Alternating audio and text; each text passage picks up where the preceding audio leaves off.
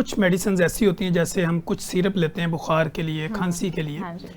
तो घरों में माएँ अपने बच्चों को देती हैं। 1-2 दिन देने के बाद वो बच्चा ठीक हो जाता है और वो दवाई खुली उनके घर में पड़ी रहती है। अब वो खुली हुई दवाई कब तक इस्तेमाल हो सकती है? ये बहुत अच्छा क्वेश्चन है और आई थिंक ये हमारी बहुत सारी पब्लिक को इसका बिल्कुल भी आइडिया नहीं है। इसमें ये होता है कि देखिए, एक होती है शेल्फ लाइफ उसकी, ठीक है, और एक उसकी वो जो एक्सपायरी की हम बात करते हैं वो होती है।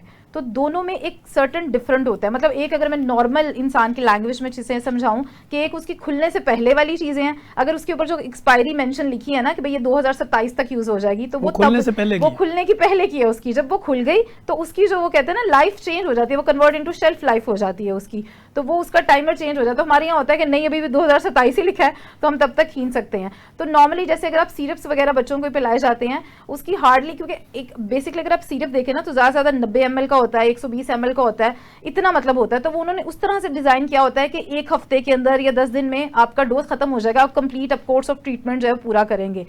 तो वो उन्होंने डिज़ाइन ही ऐसे किया होता है। लेकिन हमारे यहाँ होता है कि अनफॉर्चुनेटली हम कोर्स ऑफ ट्रीटमेंट नहीं पूरा करते, 2 दिन में आराम आ गया तो हम उस चीज़ को छोड़ देते हैं। तो उसके लिए आप ये कर सकते हैं कि 14 दिन तक आप रख सकते हैं।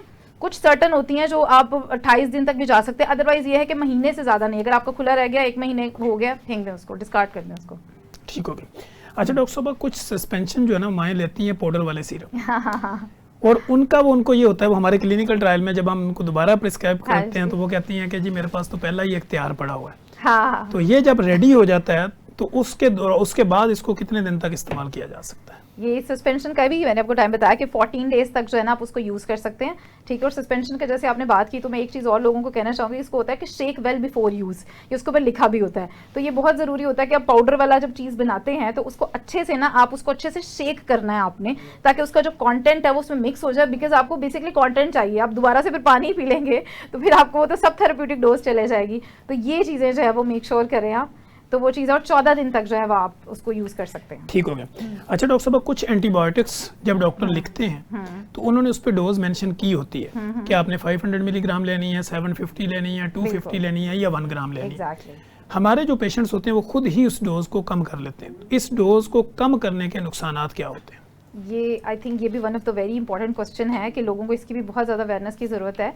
इसमें ये होता है कि एंटीबायोटिक्स के स्पेसिफिकली ये होता है कि एंटीबायोटिक की आपको पता है कि रेसिस्टेंट आजकल बहुत ज़्यादा हो रही है, और उसका one of the main reason ये भी है कि हमारा जो कोर्स ऑफ ट्रीटमेंट है ना, हम वो पूरा नहीं करते हैं। आपको जब एक मेडिकल एडवाइज़र कहता है कि आपने ये 3 दिन लेनी है, 5 दिन लेनी है, 10 दिन लेनी है या 14 दिन लेनी है, और जितनी डोज में लेनी है उतना ही लेना ज़रूरी होता है। अदरवाइज़ क्या होता है कि आप जो है ना, आप अपने बॉडी में वो कहते हैं ना बैक्टीरिया को उस दवाई के लिए रेसिस्टेंट कर देते हैं कि उसको समझ आ जाता है कि अच्छा ये दवाई ऐसी है। आप अपना ट्रीटमेंट भी पूरा नहीं करते, कि नॉर्मल लैंग्वेज में लोगों को बताएं कि अपना ट्रीटमेंट भी पूरा नहीं कर रहे हैं, और उसके अलावा आपने बैक्टीरिया को भी इतना पावरफुल बना दिया कि अगली दफ़ा जब वो दवाई खा रहे हैं वो असर ही नहीं हो रहा। और अनफॉर्चुनेटली ऐसा होता है कि जैसे अगर कोई एक्सीडेंट हो जाए, बहुत सारे ऐसे केसेस होते हैं जो मतलब ट्रीट हो सकते हैं, इवन एक्सीडेंट वाला इंसान भी बच सकता है, लेकिन अक्सर वो सेकेंडरी इन्फेक्शन की वजह से मर जाता है।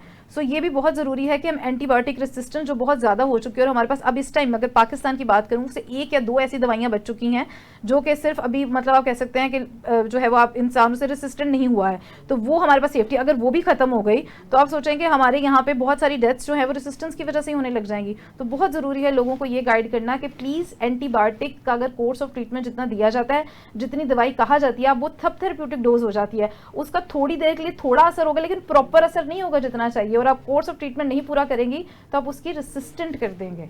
तो प्लीज़ एडवाइस, अपने मेडिकल एडवाइज़र की एडवाइस को प्रॉपरली फॉलो करें।